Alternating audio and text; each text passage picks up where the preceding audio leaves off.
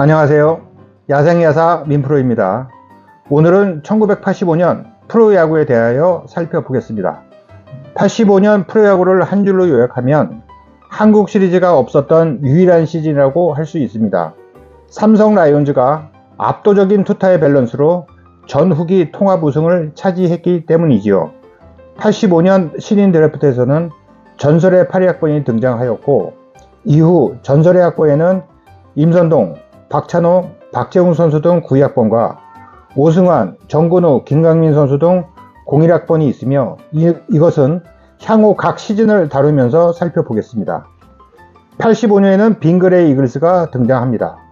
82년에 프로야구 출범 당시 오비베어스가 3년 후에 서울로 연고지를 이전하는 조건으로 창단을 하였기에 충청도를 연고로 하여 빙그레 그룹에서 프로팀을 창단하게 됩니다.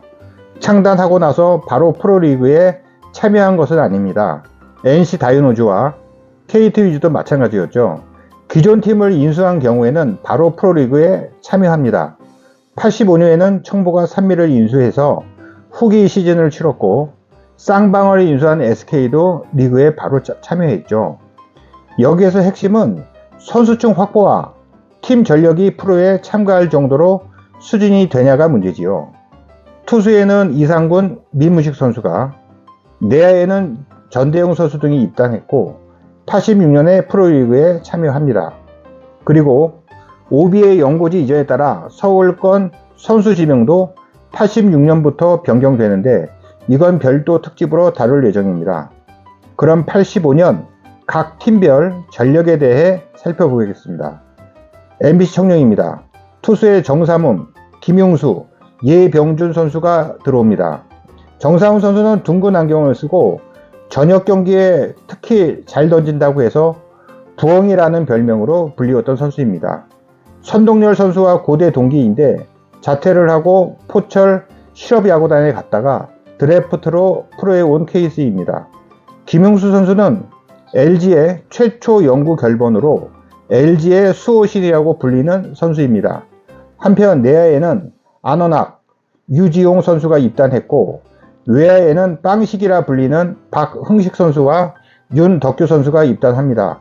박흥식 선수는 지금 두산 베어스 수석 코치로 계시고, 이승엽 선수와 박병호 선수를 육성한 걸로 유명합니다. 좋은 신인들과 베테랑들의 조화로 우승권까지 노려볼 수 있다고 많은 전문가들이 전망을 하였으나, 정기리그 5위, 후위 꼴찌라는 뜻밖의 성적을 거두게 되는데요. LG처럼 좋은 선수는 많은데 합쳐지지 않은 모래알 팀이라는 평가가 있었습니다. 다만 김재박, 이광훈 선수들이 좋은 기량을 발휘하여 골든글러브 수상이라는 영예를 안게 됩니다. OB입니다. 포수에 김영신, 내야에 이승희 선수, 김영서 선수가 입단했고, MBC 청룡에 이종도 선수가 이적했습니다. 타격에서 김우열, 윤동규 선수가 부진했고, 아픈 손가락 박철순 선수와 선우대영 선수가 부활을 하지 못한 게 컸습니다. 김진욱, 장호연, 최일원 선수가 분전했지만 후기 리그의 부상자 속출로 정기 리그의 기세를 이어가지 못하고 중위권의 기록으로 85년을 마칩니다. 롯데입니다. 투수의 박동수, 양상문 선수가 입단을 하게 됩니다. 양상문 선수의 경우 83년에 지명되어 입단 예정이었다가 85년에 입단을 하게 됩니다. 이에 대해 양상문 선수가 84년에 실업팀에서 선수 생활을 이어가기를 희망했다가 프로로 전향하기로 결심했다는 이야기가 있는데, 아마 프로에 대한 인식이 그 사이에 많이 바뀌어서 그런 게 아닌가 싶습니다. 내야에는 한용준과 이재성 선수가 입단합니다.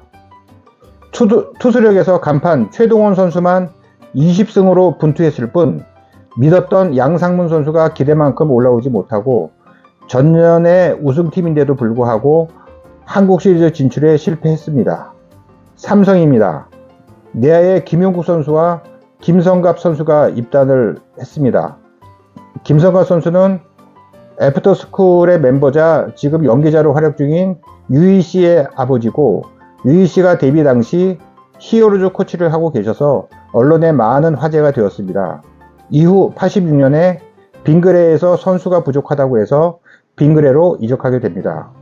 그리고 외야에는 이종두, 이강돈 선수가 입단하게 되는데, 이강돈 선수는 지명 후 빙그레의 지명권을 양도해서 빙그레 이글스에 입단하게 됩니다.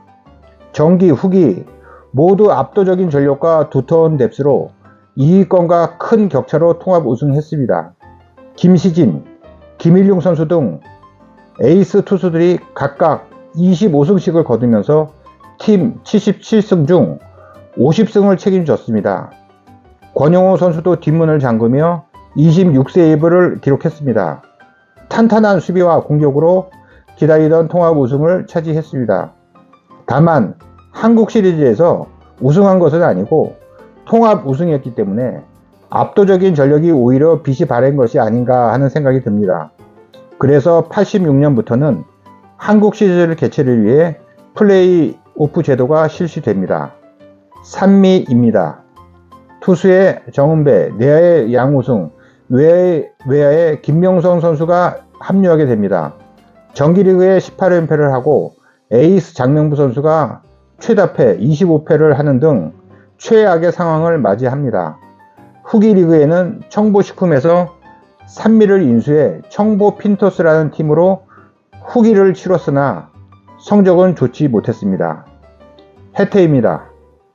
투수의 선동열, 김태엽, 최상주, 김기철 선수가 입단을 하는데, 선동열 선수는 무등산 폭격기, 국보급 투수로 한국과 일본 야구를 모두 정복했던 전설의 선수죠. 그런데 정기 리그에는 실업팀에서 뛰다가 후기 리그부터 해태에 합류하게 됩니다. 당시 해태에서는 선동열 선수의 혹사로 프로에서의 경기력을 장담하기 어렵다고 해서 연봉 협상이 잘 되지 않았습니다. 선동열 선수는 자신의 건재함을 보여주겠다며 한국 화장품에 입단해서 기량을 증명합니다. 당시 해태 팬들은 해태 구단에 왜 선동열 선수를 영입하지 못하냐며 원성이 높았죠. 내야에는 이순철, 허세환 선수가 지명되나 허세환 선수에 대해서는 지명권을 포기하게 됩니다. 허세환 선수가 대학교 4학년 때 다리 부상을 당했는데 해태에서도 이를 알게 되어 결국 입단을 못하게 됩니다. 허세환 선수는 이후 지도자로 주성노 감독님과 함께 아마추어 야구 발전에 자양분이 되셨고 야구 팬으로서 진심으로 감사드립니다. 해태는 정기리그에서 거물투수 선동열의 실업야구 행으로 또다시 타력으로 승부해야 되는 입장이 되었습니다. 김성환 선수가 MVP를 받으면서 분투를 해주었고 김봉현, 김종모 선수 등이 힘을 모았지만 결국 투수력의 한계로 중위권에 그쳤습니다. 85년 주목할 만한 이야기를 살펴보겠습니다. 한 줄 요약해서 말씀드린 것처럼 프로야구 역사상 처음으로 한국 시리즈가 열리지 않은 해이고 이후 플레이오프가 도입되는 계기가 되었습니다. 시즌 MVP를 우승팀이 아닌 그리고 다른 후보자보다 기록이 상대적으로 출중하지 않은 선수가 받았습니다. 바로 해태 김성환 선수인데요. 삼성이 압도적인 전력으로 MVP 후보를 3명이나 올립니다. 25승의 김시진, 김일용 투수, 타격 3관왕 장효조 선수입니다. 25승 배경에는 김영덕 감독이 두 선수를 조율해서 더 출전을 시키지 않았다고 합니다. 그래서 오히려 기자들의 표가 분산되었습니다. 결국 최다 안타, 장타율 1위인 해태 김성환 선수가 받게 됩니다.